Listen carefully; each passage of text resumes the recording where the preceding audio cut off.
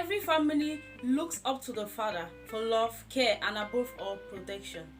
It is beyond comprehension for a father to summon the courage to massacre his entire family just to be free from the responsibility of taking care of them. And this is the tragic story of Joyce Isiombua and her two kids. Joyce met and fell in love with former Major Peter Mugure. The relationship quickly progressed and the pair eventually got married. Soon after, they welcomed their first daughter. 5 years into their marriage, Joyce got pregnant and gave birth to a son. At this stage, things had begun falling apart for the couple.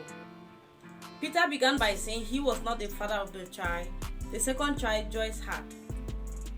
This gave a lot of strain in the relationship and they eventually parted ways. Joyce left for Nairobi and began staying with the kids, while Peter remained in the military barracks in Nanyuki. While in Nairobi, Joyce took the sole responsibility of taking care of the two kids her husband left her with. She soon grew frustrated and decided to take the matter to court. The court requested for a DNA test to determine the paternity of the second child. Peter claimed he was never the father. When the results came back, it was actually positive, meaning Peter was actually the father of the second child Joy had.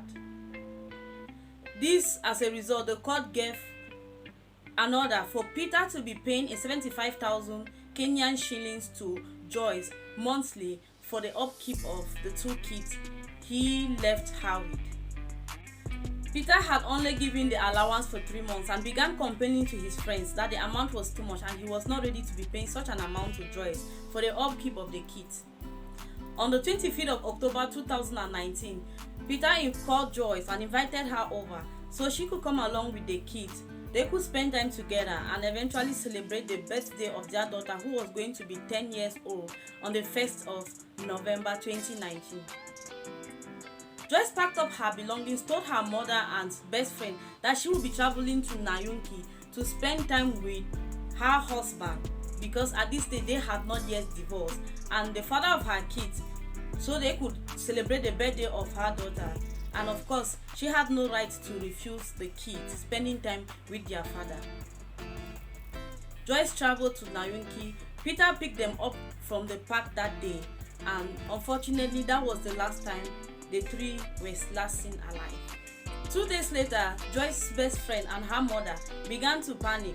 They haven't heard from Joyce since she arrived in Nanyuki, and she is not picking any of her calls, neither has she called them to tell them she actually arrived safely. This, as a result, they filed a missing persons report and the police began an investigation immediately. Peter was the first person to be interrogated. Of course, that was his family.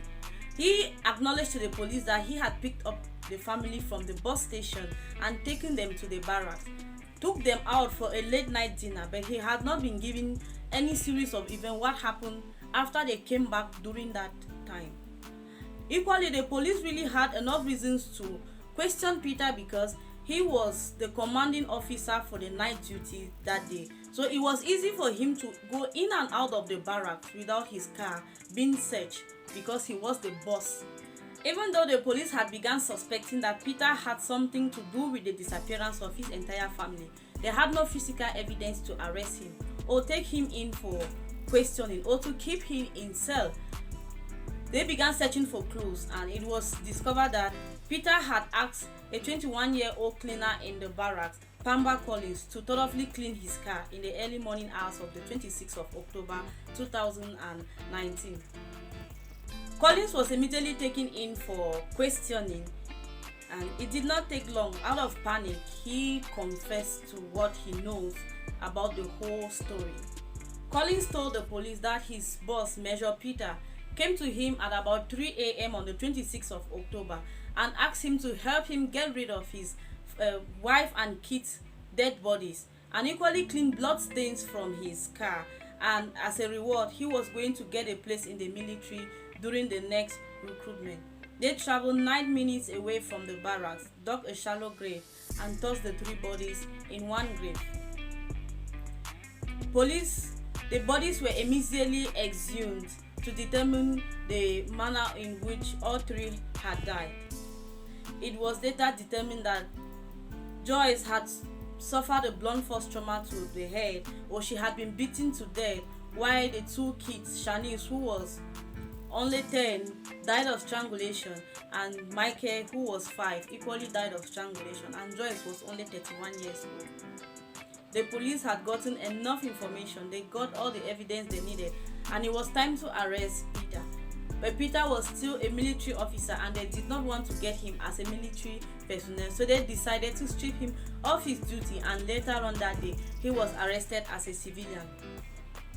Peter has since been held without bail since 2019 and his case is still pending in court.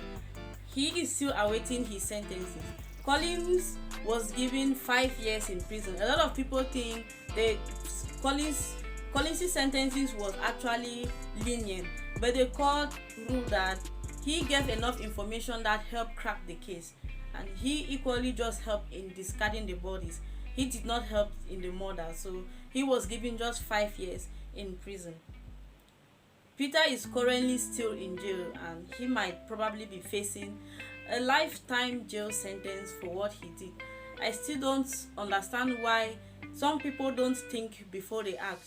How can you just toss your freedom to the wind, kill the same kids you brought into this world, just to go and confine yourself in a room that is not even big enough to contain the bed you used to sleep on when you had your freedom? If human beings could understand the importance of or how freedom is sweet, I don't think people will go on to commit this heinous crime just to go and confine themselves in a room not more than 1 square meter. Thanks for always watching, as of course I am here because you are there, and if you haven't subscribed, please do, as a free way to support my channel. Do not forget to subscribe and share, and thanks, and hoping to see you around in my next video. Until then, bye.